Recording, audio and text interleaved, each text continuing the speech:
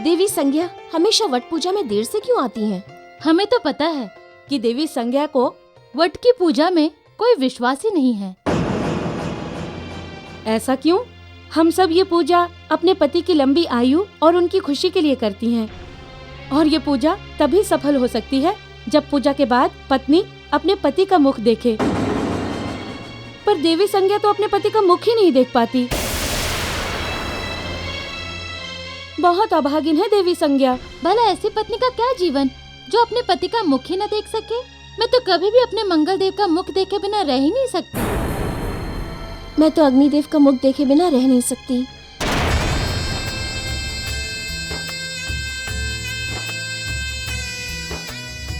कोई लाभ नहीं संज्ञा, तुम अपने पति का मुख नहीं देख सकती।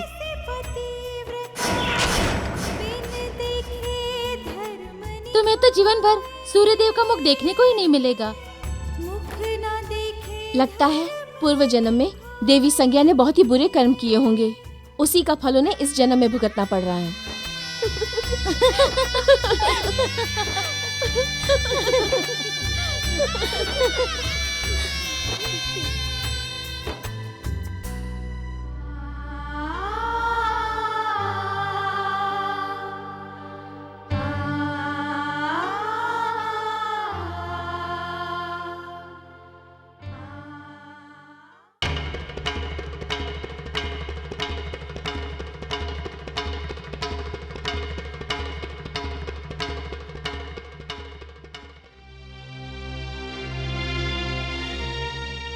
हम जानते हैं देवी, आज फिर वट पूजा में हमारे दर्शन ना पाकर आपका मन आहत हुआ होगा, पर हम मजबूर हैं।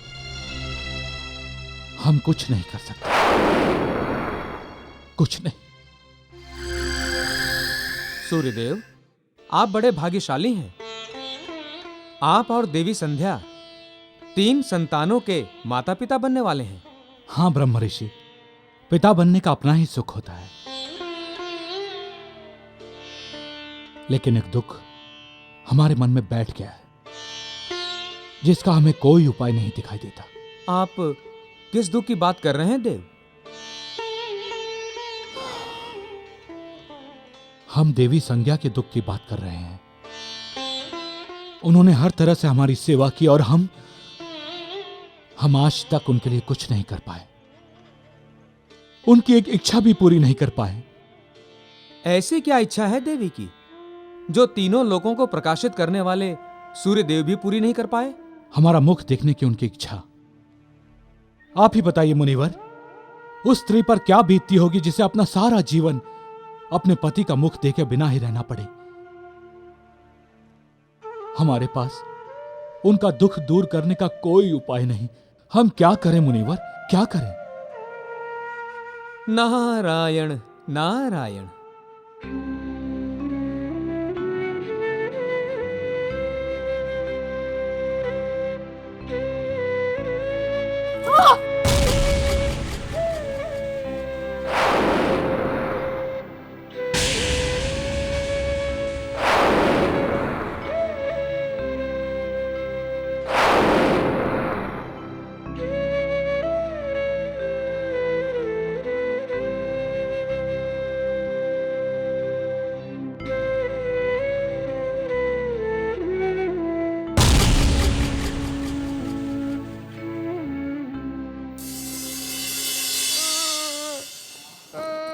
यमुना, क्या हुआ? रोते नहीं। बड़े शरारती हो तुम। अपनी छोटी बहन को सताते हो? चल, आप हमारे साथ आओ। आजा। माँ हम भी, माँ हम भी, हम भी। आजा। देवी, ये यम तो बड़ा दुष्ट है, हर दम अपनी बहन को सताता रहता है। केवल एक मनु ही है जो अपनी बहन से प्यार करता है। कोई बच्चा दुष्ट नहीं होता, हर बच्चा अपना स्वभाव लेकर पैदा होता है और वो उसी के अनुसार बर्ताव करता है। मुझे तो मेरे तीनों बच्चे बहुत प्यारे हैं। देवी, बुरा ना मानो तो एक बात पूछूं? हाँ पूछो। देवी, आपकी एक भी संतान सूर्यदेव पर नहीं गई है, तीनों संतान आप पर ही गई हैं। ऐसा क्यों?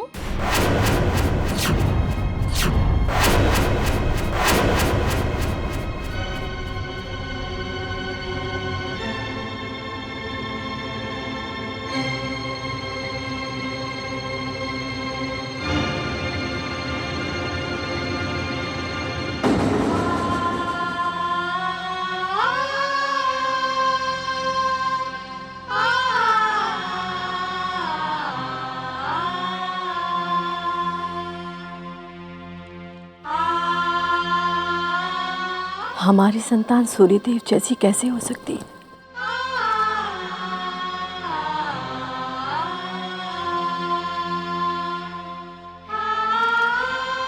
जबकि हमने अब आज तक उन्हें देखा ही नहीं। कौन स्त्री ये नहीं चाहेगी कि उसकी संतान उसके पति का स्वरूप हो?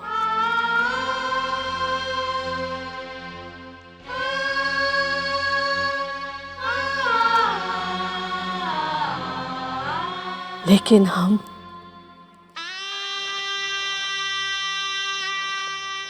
ऐसी अभागिन हैं कि आज तक अपने पति के दर्शन तक नहीं कर पाए। हमारी समझ में नहीं आ रहा कि क्या करें हम, क्या करें हम।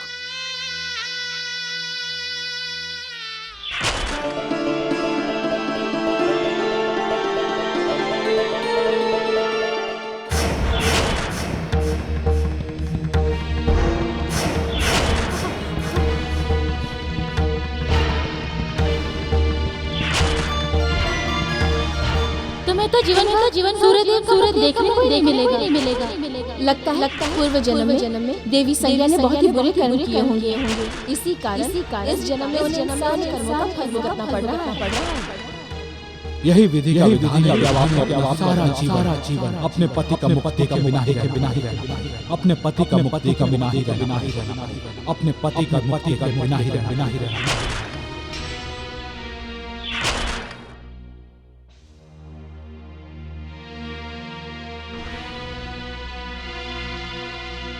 अब हम सौगंध लेते हैं कि हम स्वयं को इस योग्य बनाएंगे कि अपने पति के दर्शन कर पाएं, अपनी खुली आंखों से उन्हें देख सकें, अपने ऊपर लगे हुए लांछन मिटा सकें। इसके लिए हमें चाहे कितना भी तप क्यों ना करना पड़े, हम करेंगे। और इस साधना से अब हम पीछे नहीं हटेंगे। ये विश्वकर्मा की पुत्री और सूर्यदेव की पत्नी संज्ञा का प्रण है।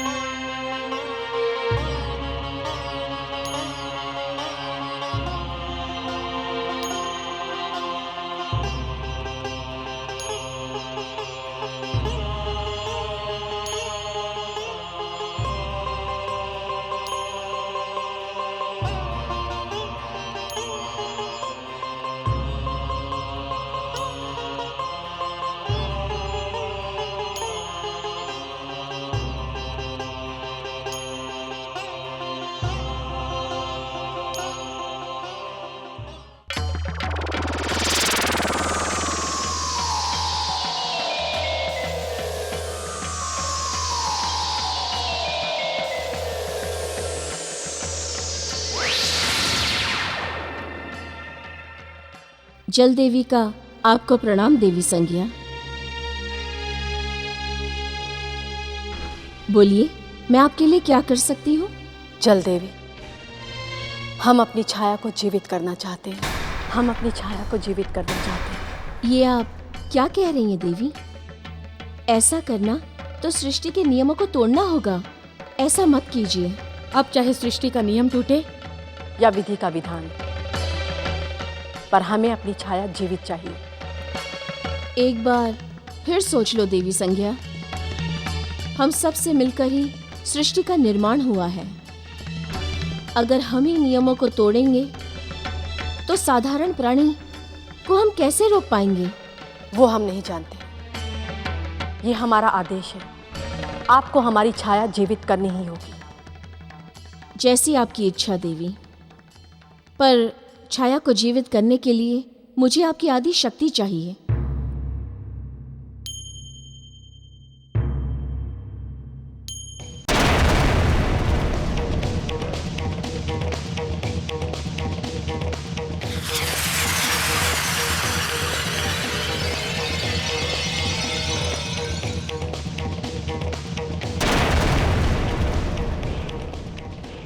प्रणाम देवी संज्ञा। क्या आज्ञा है मेरे लिए? छाया, हमें तुम्हारी बड़ी आवश्यकता है। तुम्हें हमारी सहायता करनी होगी। बताइए, मैं क्या सहायता कर सकती हूँ आपकी? मैं तो आपकी परछाई हूँ। आप जो भी आदेश देंगी मैं उसका पालन करूँगी। छाया, हमें तपस्या करने जाना है, जो हम सूर्यलोक में रहकर नहीं कर सकते। इसलिए हमें सूर्यलोक को छोड़कर जाना होगा। ये आप क्या कह रही हैं देवी संज्ञा? आप सूर्यलोक छोड़कर कैसे जा सकती हैं? नहीं जा सकते। इसीलिए तो हमने तुम्हें यहाँ बुलवाया है। मैं समझी नहीं। आज से तुम संज्ञा बनकर सूर्यलोक में रहोगी। आज से तुम संज्ञा बनकर सूर्यलोक में रहोगी। हमारे बच्चे और हमारे पति की देखभाल का पूरा कार्यभार तुम पर रहेगा। ये आप क्या कह रही हैं देवी संज्ञा? मैं तो आपकी परछाई हूँ। मैं आपकी जगह कैसे ले सकती हूँ? यदि मैंने ऐसा किया भी तो मैं पकड़ी जाऊंगी। आपके बच्चे और सूर्यदेव मुझे तुरंत पहचान लेंगे। जो भी हो छाया, ये तो तुम्हें करना ही होगा। जब तक हम अपने पति का मुख देखने लायक सिद्धि प्राप्त नहीं कर लेते, तब तक तुम्हें सूर्यलोक में रहकर हमारी जगह लेनी होगी। और ये हमारा आदेश है। माँ, माँ, माँ, कहाँ हो तुम? कहाँ हो तुम माँ? माँ, माँ, माँ।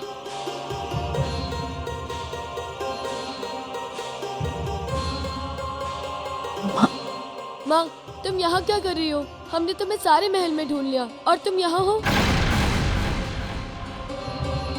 माँ, शीघ्र चलो। पता नहीं यमुना को क्या हो गया है। कब से रो रही है, चुप ही नहीं होती। चलो ना माँ, माँ चलो ना।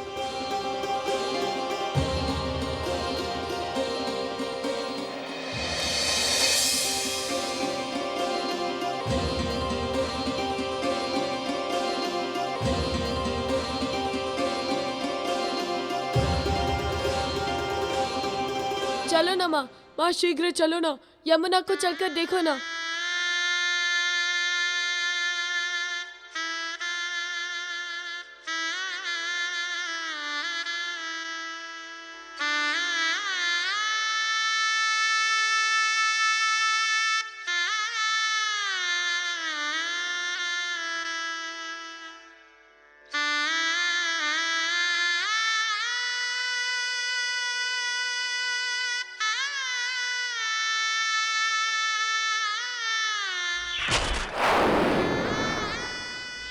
यही विधि का विधान है कि अपना सारा जीवन अपने पति का मुख देखे बिना ही रहना, अपने पति का मुख देखे बिना ही रहना। अब हम इस सूर्यलोक में तभी आएंगे जब हम अपने पति के ताप को सहन करने लायक बन जाएंगे।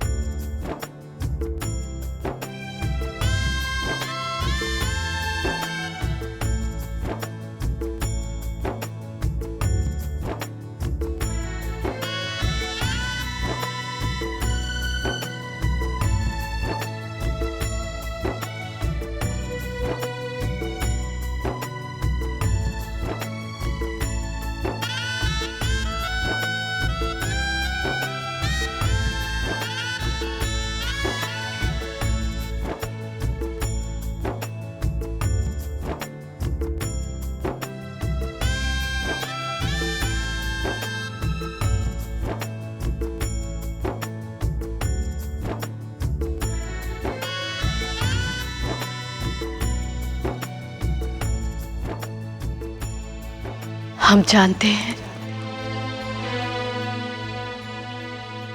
हमने अपने पति के साथ बहुत बड़ा कपट किया है, परंतु हम मजबूर हैं।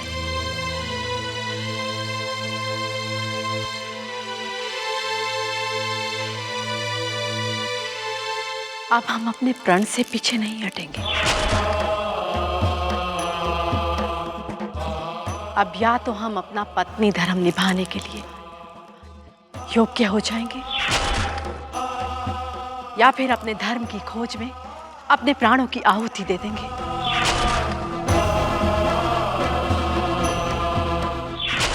यदि ये हमारी भूल है तो हम जन जन तक इसका दंड भुगतने के लिए तैयार हैं। परंतु अब हम ये अधूरा जीवन और नहीं जी सकते।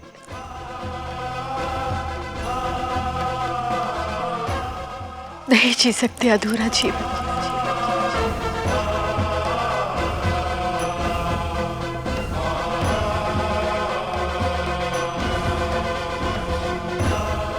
हो सके तो हमें क्षमा कर दीजिएगा सूर्यदेव, क्षमा कर दीजिएगा।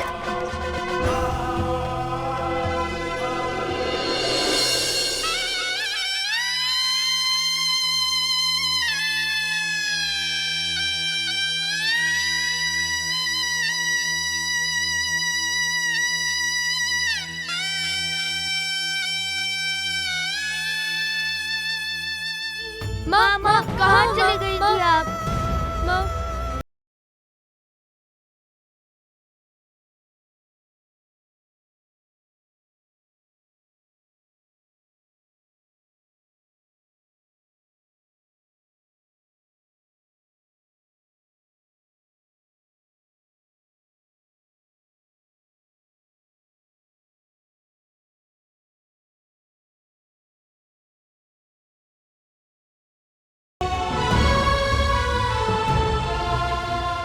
चलो ना माँ।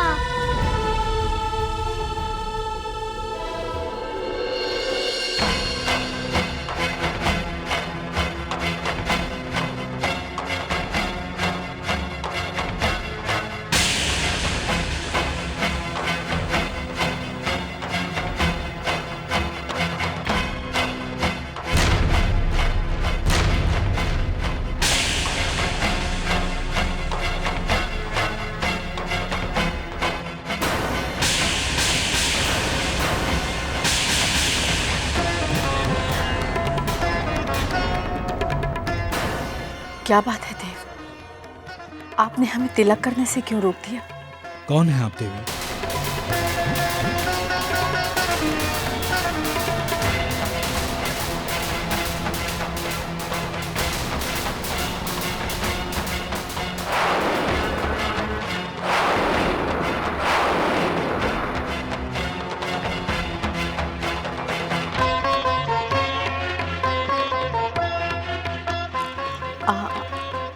हम आप ये कैसा प्रश्न पूछ रहे हैं हमसे? हम आपकी पत्नी हैं। नहीं, आप हमारी पत्नी नहीं हो सकती, क्योंकि हमारी पत्नी हमारा मुख नहीं देख सकती।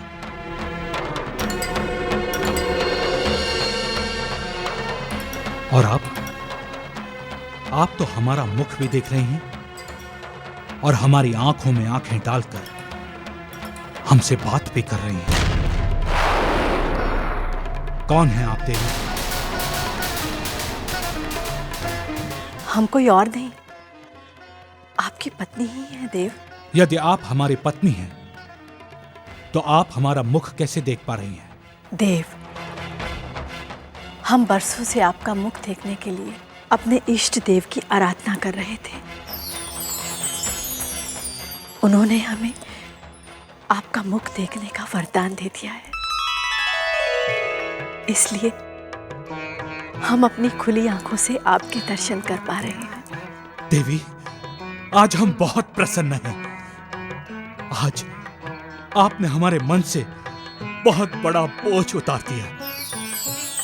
अन्यथा हमेशा हम इसी चिंता में खुले रहते कि कैसे आपके इस दुख को दूर करें। आज हमारी प्रसन्नता के अतः नहीं है देवी, आज हम बहुत प्रसन्न हैं। अब तो सब ठीक हो गया है, और इस तरह से आरती को बीच में रोकना अच्छा नहीं होता देव।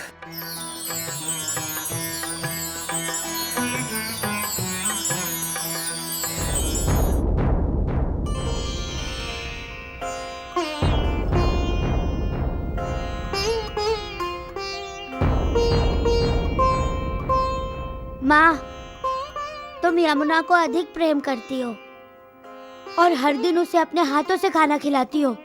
यदि तुम सबसे छोटे होते तो हम तुम्हें भी अपने हाथों से खाना खिलाते।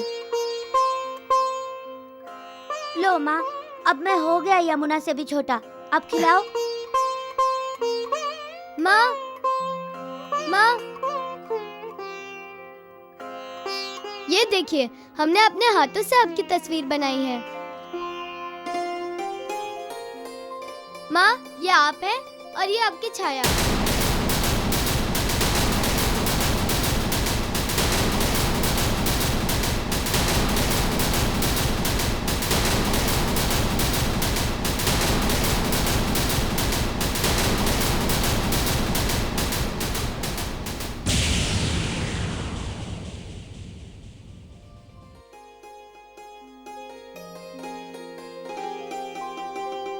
माँ, हर प्राणी के साथ उसकी छाया क्यों आवश्यक होती है? यदि परछाई नहीं तो प्राणी का जीवन नहीं। यदि किसी प्राणी की परछाई गायब हो जाए तो वो मृत हो जाती है। ऐसा विधि का विधान है। माँ, इसे हम अपने कक्ष की दीवार पर लगाएंगे। हम भी तो तुम्हारी माँ की परछाई ही हैं, पर ये राज हम तुम्हें कभी नहीं बता सकते, कभी नहीं बता सकते।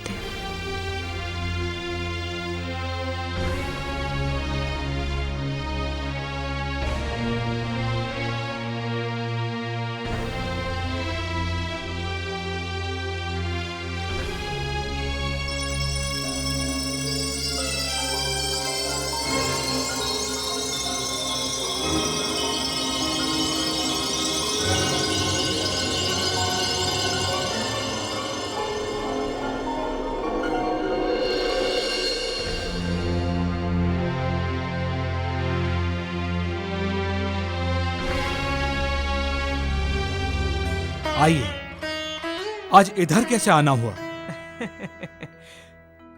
हम तो आपसे ये भी नहीं कह सकते कि आपके दर्शन करने चले आए हैं, क्योंकि आपके दर्शन तो विश्वकर्मा जी कर सकते हैं या स्वयं नारायण।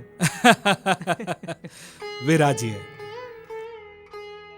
कहिए ब्रह्म ऋषि, हम आपकी क्या सेवा कर सकते हैं? सेवा में तो मैं उपस्थित हुआ हूँ। आपको नारायण का एक संदेश देने आया हूँ। संदेश? आपके यहाँ एक विलक्षण संतान जन्म लेने वाली है, जो महाशक्तिशाली होगी और साथ ही साथ अत्यंत क्रोधी और जिद्दी भी होगी। ये आप क्या कह रहे हैं मुनिवर? हाँ देव, वो ऐसी संतान होगी जो सारे लोगों को प्रभावित करेगी और बड़े बड़े देवता उसके नाम से थर-थर कांपेंगे। प्रणाम सूर्यदेव। बधाई हो, आपके यहाँ पुत्र का जन्म हुआ है। क्या? क्या? आइए मुनिवर, आप भी हमारे पुत्र को आशीर्वाद दीजिए। हाँ, हम आशीर्वाद अवश्य देंगे। आखिर ब्रह्मांड में शक्ति का संतुलन बनाए रखने के लिए न्याय और दंड के अधिपति का जन्म जो हुआ है। कहाँ जा रहे हैं सूर्यदेव? हमें अपने पुत्र के दर्शन करने हैं। रुकिए सूर्यदेव, आपके यहाँ विलक्षण पुत्र का जन्म हुआ है। इतनी आसानी से आप मुख नहीं देख सकते। अगर आपको मुख देखना है तो आपको कुछ देना पड़ेगा। अवश्य। ये हमें नहीं चाहिए सूर्यदेव, हमें तो कोई वरदान चाहिए। हमने तुम सबको एक एक वरदान दिया, कभी भी मांग लेना। जैसे आपकी इच्छा सूर्यदेव। त्रिलोकी, सूर्यदेव कितने प्रसन्न नजर आ रहे हैं। हम देख रहे हैं देवी, इस प्रसन्नता में सूर्यदेव इतने पागल हो गए हैं कि बिना सोचे समझे ही दासियों को वरदान दे दिया। देवी, देवी, हमारा पुत्र कहाँ है देवी? कहाँ है हमारा पुत्र? उसकी दाई माँ उसे सूर्यलोक घुमाने ले गई है। देवी, ये क्या कह रही हैं आप? हमारा पुत्र हमसे बिना मिले सूर्यलोक घूमने चला गया। देवी, अब हमसे और प्रतीक्षा नहीं होती, हमें जल्दी हमारे पुत्र का मुख दिखाइए। देखा देवगणों, सूर्य देव कितने उतावले हो रहे हैं अपने पुत्र का मुख देखने के लिए। उनसे अपनी खुशी संभाली नहीं जा रही है। नारायण करें कि पुत्र का मुख देखने के बाद भी उनकी यह खुशी बनी रहे। हे मुनीश्वर, ऐसा क्या है पुत्र के मुख पर जो कुछ अनर्थ हो सके? यही तो नहीं, मैं अभी आपको कुछ नहीं बता सकता। बस आप लोग देखते जाइए।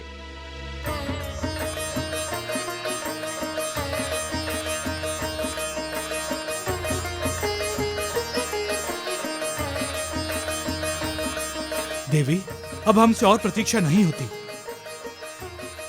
हमें हमारे पुत्र के दर्शन करवा दो।